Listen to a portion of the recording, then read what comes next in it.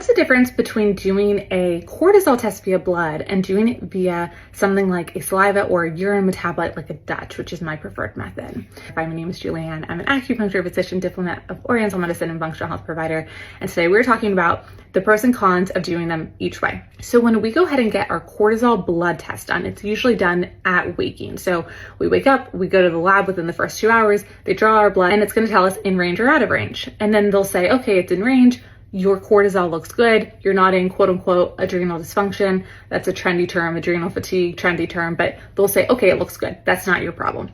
Now, when we look at it via a functional lab, like a Dutch, where we're looking at urine metabolites, we are not looking at one value because we know cortisol peaks throughout the day. It has a very specific pattern. Typically when you wake up, it's quite low. Within the first 30 minutes of waking, it comes up.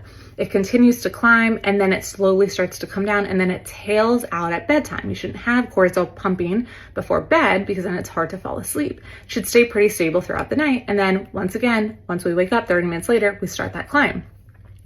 Now, if you only test one value and you say, well, it's normal within this time frame, but maybe you then flatline the rest of the day because your cortisol pattern is super dysfunctional because they only looked at one piece versus looking at a 24-hour picture of what your cortisol production looks like. When we look at cortisol, we have our metabolized cortisol and then we have our free cortisol. Our metabolized cortisol is the majority of the cortisol in our body, but our free cortisol is often what we feel, like what we feel in our bloodstream.